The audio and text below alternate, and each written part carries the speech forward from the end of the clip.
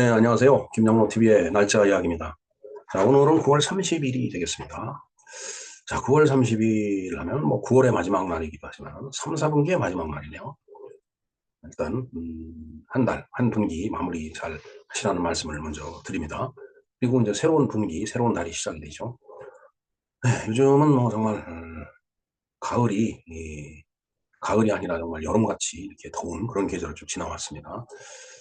정말 지구가 어떻게 되는 건지, 알 수 없는 그런, 음, 신비롭다고 할까? 아니면 기가 막히다고 할까? 그런 그 현상들이 지금 금년에 우리가 경험을 했네요. 그래서 내년에 어떻게 될는지 한번 좀 기대를 해 보겠습니다. 자, 오늘 9월 30일 바로 이제 조달의 날이 되겠습니다. 조달이라고 하는 것은 뭔가 이렇게 그 구입을 한다라는 얘기죠. 영어로 procurement라고 얘기를 하죠. 예. 뭔가 나한테 없는 것을 그 대가를 지불하고 획득을 한다라는 이제 그런 의미가 바로 이제 조달인데, 바로 오늘이 그 이제 조달의 날이 되겠습니다. 뭐 이따도 그 제가 가끔 설명드리겠지만, 저도 옛날에 입찰을 많이 봐봤습니다. 근데 그때 당시 입찰 봤을 때는 이렇게 종이에다가 가격을 써서 내는 그런 입찰 방식이었어요. 그러나 이제 지금은 전자 입찰이라고 해서 모든 것이 이제 전산화돼 있습니다. 그래서 그 전산화 시스템인 전자 조달 시스템 나라장터가 이제 개통된 날이 바로 오늘 9월 30일이 되겠습니다. 그래서 이제 오늘을 이제 조달의 날이라고 해서 이제 우리가 기념을 하고 있는데, 뭐, 그리 오래전 일은 아니죠. 예. 2020년에 그 이제 그 법률이 개정되면서 이제 법적인 기념일로 이제 제정이 됐는데, 물론 그 나라장터 개통이 된 건 2002년입니다. 상당히 오래전이지만, 그걸 놓고서, 이 공공조달이라는 그 개념을 위한 어떤 조달의 날을, 이렇게 그 기념일로 제정한 것은 한 4년 전 정도 이제 안 됐다라는 거, 그런 말씀을 좀 먼저 드리겠습니다. 그리고 이제 오늘이 이제 번역의 날입니다. 세계 번역의 날이죠. 번역은 창장이라는 말이 이제 있듯이 번역한다는 게 쉽진 않습니다. 자, 그래서 오늘 조달의 날 그리고 번역의 날, 이 두 가지 기념일에 대해서 한번 알아보는 그런 시간을 갖도록 하겠습니다. 네, 조달의 날에 대해서 공부를 해보겠습니다. 요약을 볼까요? 자, 공공조달의 중요성 인식과 발전을 도모하기 위해 제정된 법정 기념일이 되겠습니다. 매년 9월 30일, 9월 말일이네요. 2020년 10월 1일 조달 사업에 관한 법률이 전부 개정 시행되면서 법정 기념일로 제정이 됐습니다. 기념일인 9월 30일, 기념일인 9월 31일로 이제 9월 30일이 기념일로 된 것은 2002년 조달의 새로운 시대를 연 국가 종합 전자 조달 시스템 나라장터의 개통일을 기념하는 거다. 예, 지금은 이제 뭔가 입찰을 보려면은 전자 입찰이죠.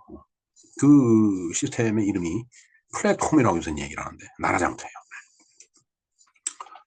보겠습니다. 정의를 볼까요? 공공조달의 중요성에 대한 사회적 인식과 관심을 증대시키고 공공조달의 발전을 도모하기 위해서 정한 법정 기념일이다. 2020년 10월 조달 사업에 관한 법률이 전부 개정되면서 제정이 됐다. 공공물자의 효율적이고 안정적인 집행을 지원하는 전자조달 시스템이 개통된 날이며, 즉 전자입찰이 개통된 날이다라고 봐야 되겠죠. 공공조달사적으로 전자조달이라는 새로운 시대로 진입한 날로서 시작과 혁신의 의미가 공존되는 날인 2002년 9월 30일을 기념하여 선정을 한 거다라고 되어 있습니다. 이 조달청에서 그 제1회 조달의 날 기념행사를 한 포스터가 되겠네요. 공공혁신을 켜다. 조달 상생을 담다. 2021년 9월 30일 세종 컨벤션 센터. 2021년에 기념한 것이 제1회니까 2020년에 전부 개정이 됐기 때문에, 그러면서 지정이 됐기 때문에 2021년이 1회가 되는 거죠.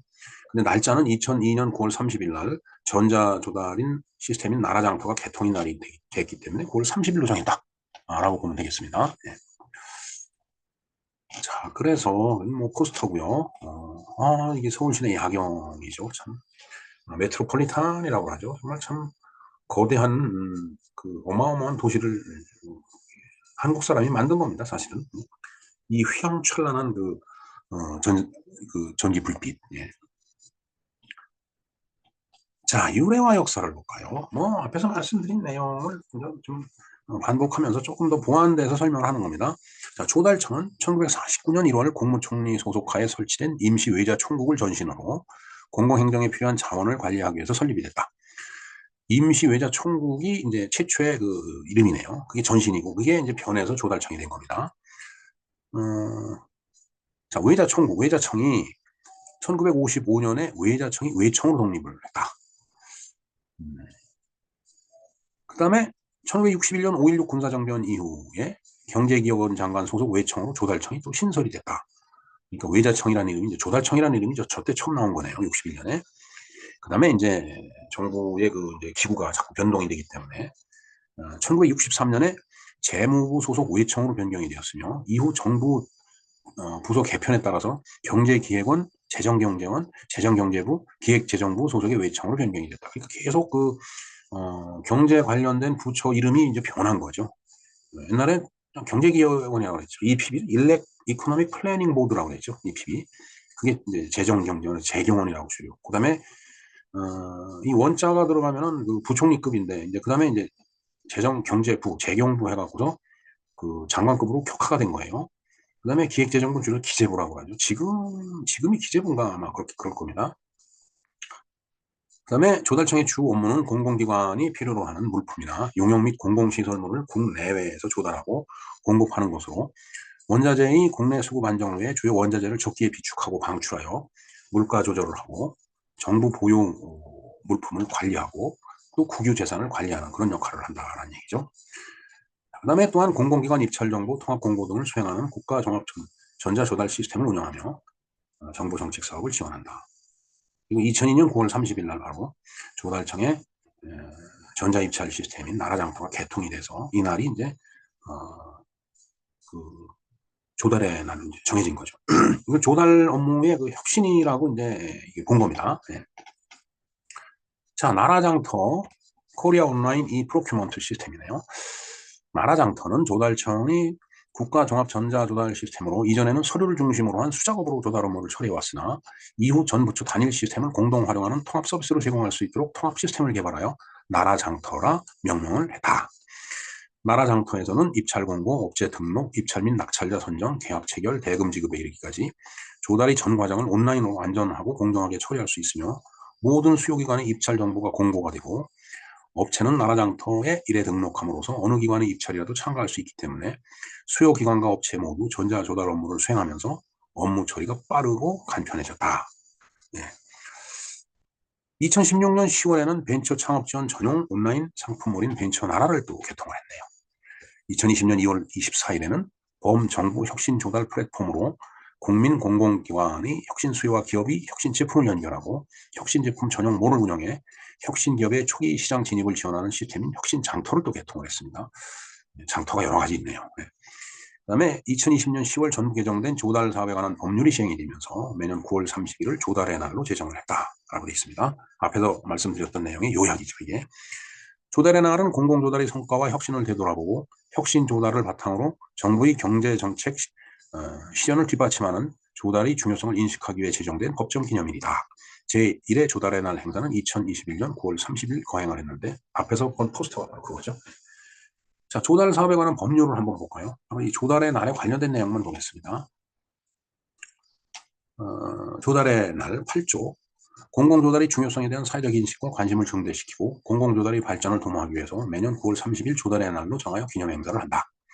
조달의 날 행사에 관하여 필요한 사항은 조달청장이 정하여 시행할 수 있다라고 되어 있습니다. 자, 여기에 이제 그 아까 봤던 포스터가 다시 또 나왔네요. 제가 두 번 집어넣은 것 같습니다. 관련 행사로서는 조달의 날에는 조달청이 주관한 기념행사 및 유공자에 대한 포상과 표창을 시행을 하고 제1회 조달의 날 행사는 공공조달 혁신을 켜다 상생을 담다라는 슬로건 아래 2021년 9월 30일 국무총리와 조달청장, 중소기업회 부회장 등이 참석한 가운데 개최가 됐다라고 되어 있습니다. 네, 그 조달 입찰을 우리가 사업을 하다 보면 입찰이 이제 많이 크죠. 네, 이 조달 입찰에 대한 그 추억이라고 할까? 추억이라기보다는 뭐 간단한 경험인데, 제가 1990년대 중반에 이제 사업을 시작을 한 바가 있는데, 그때는 그 입찰을 볼 때, 이제 조달청, 그때는 오스록이라고 그랬습니다. OSROK. 어, 오, 오스, 뭐의 학자였나 모르겠네요. 그, 오피셜 서프라임 리퍼블릭 오브 코리아인가? 예. 뭐, 자우지간 어떻게 됐든 건 뭐 예전 이름이고, 그때는 이제 그 입찰을 요즘도 뭐 전자 입찰 시스템이 갖춰져 있지 않은 데서 입찰을 보려면 그렇게 하겠지만은, 무슨 그 독서실 같이 조그만 책상이 쭉 있었어요. 그럼 그 이제 입찰을 하는 사람들이 이제 등록을 하고서, 거기 와서 앉는 거예요. 그럼 이제 종이 쪽지가 쭉 이제 이렇게 나눠주는데, 앞에서 이제 그 입찰 집행관이 이제, 이 입찰의 내용은 어떻고, 뭐, 설명을 하죠. 그래서 금액은 어떻고, 그 다음에 뭐, 어느 정도 이상 돼야 되고, 최저가, 아니면 뭐, 최저가가 당첨, 낙찰자다. 뭐, 하여튼 그런 설명을 쭉 하죠. 이제 그리고 나서 이제 그 여러 개 품목을 같이 동시에 볼 수도 있습니다. 그러면 이제 자기가 해당되는 그 품목의 번호를 이제 기록을 하고 밑에다가 금액을 쓰는 거예요. 나 얼마에 내가 납품을 하겠다라고. 그럼 그걸 이제 그 시간이 딱 돼갖고서 이제 제출을 이제 딱 하죠. 그럼 그 이제 같은 건끼리 이렇게 분류를 해갖고 입찰 집행관이 이제 그 제출된 거에서 이제 뭐 예를 최저가 입찰이다 그러면 제일 금액을 낮게 쓴 사람을 이제 낙찰자로 선정을 해요. 그래서 한번 선정이 된 적이 이제 있었습니다.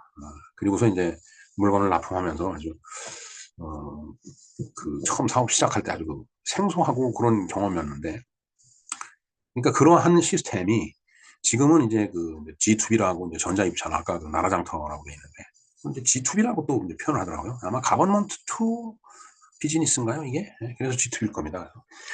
이제 전자입찰이기 때문에 본인 확인을 위해서 이제 그 지문을 다 활용합니다. 전에는 조달청에 가서 입찰을 하려고 하면 입찰 당일날 조달청에 가갖고 거기 가서 등록을 해갖고 거기서 이제 써내고 이랬는데, 요즘은 지문을 이렇게 인식하는 그 포트를 그 조달청에 등록을 하면 이렇게 나눠줍니다. 요즘은 또 어떻게 바뀌었나 모르겠습니다. 그 방식을 그대로 쓰고 있는지 아니면은 또 다른 방식으로 바뀌었는지. 그러니까 제가 사업에 관여하면서 입찰을 볼 때까지는 이제 그런 방식이었어요. 뭐 한 10여 년 전쯤 될까?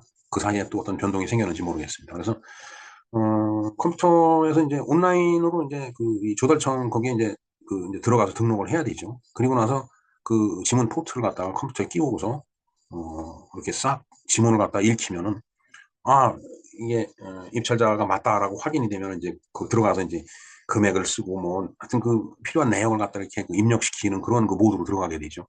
그리고 나서 그들이 원하는 모든 것을 다 충족시키고 나면은 이제 입찰 여부가 이제 그것도 시간이 조금 필요합니다. 뭐 다 이제 검토해보고 과연 이게 적정한 업체인지 뭐 이런 것들을 다 확인을 한 다음에 이제 그 입찰 순서 다 낙찰 순서로 쭉 발표를 하죠. 다 온라인에서 됩니다.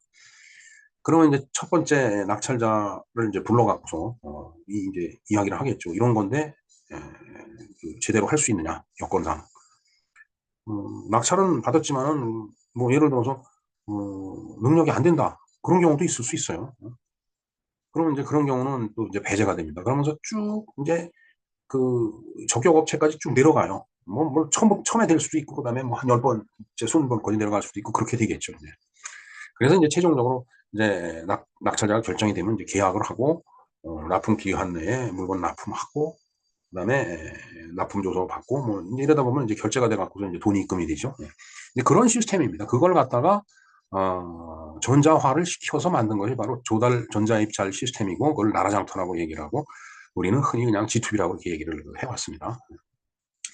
네, 지금 곰돌이가 그냥 뭐 사과인지 뭔지 이렇게 잔뜩 갖고 와 쏟아붓고 있는데, 저게 저런 것들이 많이 모이면 이제 재산이 커지겠죠. 네. 하여튼 입찰 보는 여러분들, 저는 이제 이런 단계에서는 이제 뭐 하고 싶어도 안 되는 그런 상황이 됐는데,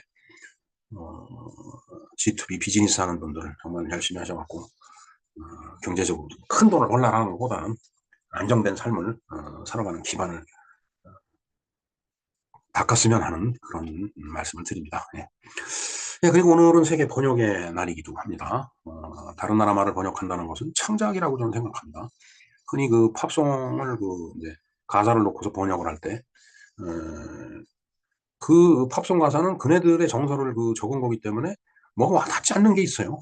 그럼 우리 이 말로 번역했을 때 우리나라 사람들이 그 가사를 번역된 가사를 보고서 이 노래가 주는 의미, 느낌 그걸 받게 하려면은 우리나라 사람 정서에 맞는 식으로 또 이렇게 창작을 해줘야 되겠죠. 그래서 팝송 번역하는 거 참 어렵습니다. 저는 뭐 종종 하긴 하지만.